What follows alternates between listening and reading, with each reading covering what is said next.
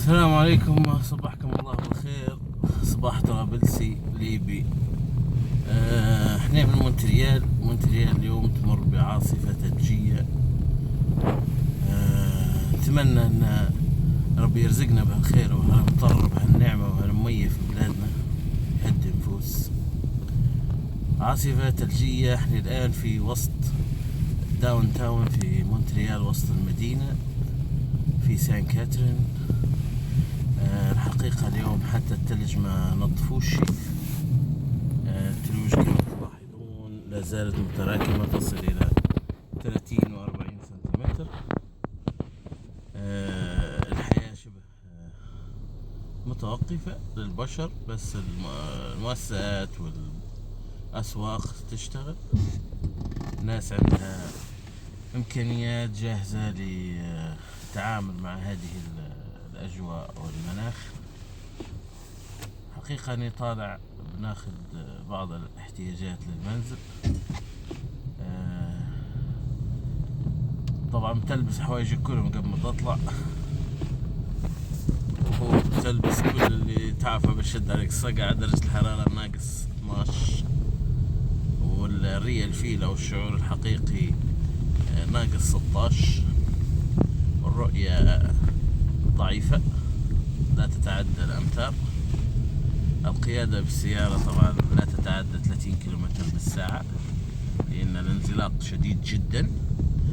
السيارات يجب أن تكون لديها إطارات ثلجية ذات نتوءات عالية لكي لا تنزلق.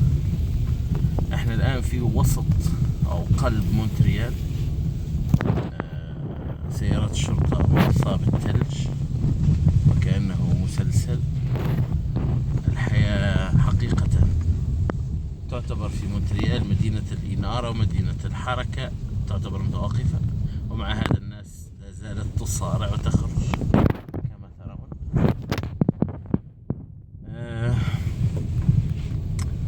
الحقيقة المدينة فيها بنية تحتية قوية جدا للتعامل مع هذا المناخ. احنا الشارع اللي احنا فيه سان كاترين فيه أسواق وممرات تحت الأرض تمتد إلى مئات الأمتار وإلى كيلومتر. يبدأ من هنا كل الأسواق والمباني اللي تلاحظونها الآن بها ممرات تحت الأرض، والممرات بها أسواق وشبه مدينة أخرى تحت الأرض. كل شيء مربوط. عندهم شبكة قطارات ضخمة تحت الأرض underground، يطلق عليها اسم المترو. في أوروبا يقال لها السبوي. طبعا مشكلة الشتاء اللي هي احنا نقولوا لها غرس السيارات أو العلق. السيارات صباحا لما تطلع تلقى روحك غارس السيارة زي هذه. عشان يطلعها تحتاج إلى أن يكون عندك جاروف أو رفش عشان تنحي الثلج من أمام السيارة وتسحبها للخارج، وهذا يحتاج إلى ساعة أو ساعة ونص من العمل داخل درجة حرارة تمتد إلى ناقص 12 وأكثر. العام الماضي وصل درجة حرارة إلى ناقص 40، وتخيل نفسك أنت في ناقص 40 موجود ساعة ونص وأنت في وسط الثلج عشان تشيل الثلج وتطلع السيارة أو تخرج السيارة من اللي هي فيه. في الأجواء هذه صعب أنك أنت تتحرك بدون سيارة أو مترو، وحيكون الموضوع صعب جدا. العاصفة يقال أنها تمتد إلى يومين، اليوم وغدا. حيكون الجو صعب شوية على الناس هنا، بالذات الطلبة الدارسين. الحركة حتكون صعبة.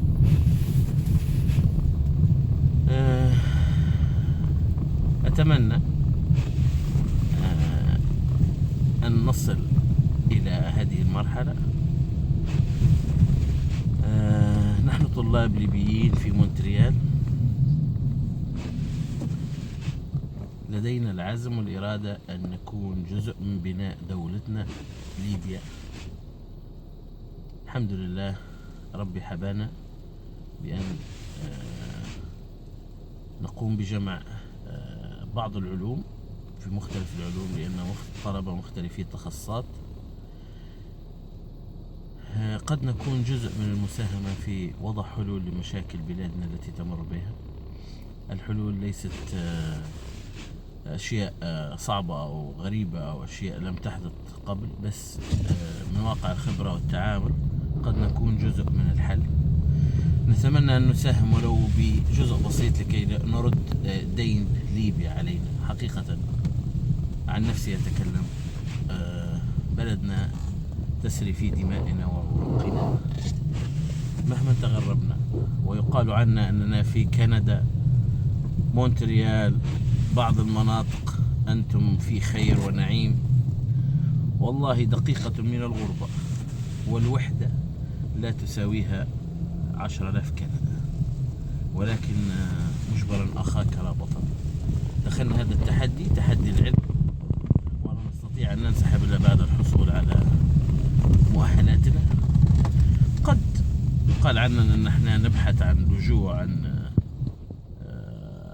منفذ للهروب من بلادي. لم نهرب منها في السابق، وبإذن الله لا نهرب منها في المستقبل. أتمنى أن ندعم، لا نتكلم عن المال، بس ندعم ولو معنويا، أن توضع فينا الثقة لكي نكون حجر بناء أو معول بناء، ولا نكون معول هدم. النقد البناء مهم، والنقد السيء يحطم البشر. أترككم مع لقطات لمدينة مونتريال تحت عاصفة ثلجية. اليوم تاريخ 29/12/2015، اليوم ما قبل الأخير لسنة 2015، حيث سوف ندخل في سنة 2016. طبعا السنين لا تعني شيء بقدر ما يعني البشر والبلاد والعباد، ولكنها مرحلة يقاس بها الأزمان وتقاس بها الأعمال. أتمنى من الله أن يرزقني وإياكم الهداية وطريق السداد والصلاح، وأن يجنبنا ما هو حرام. وقد توكلنا عليك يا الله.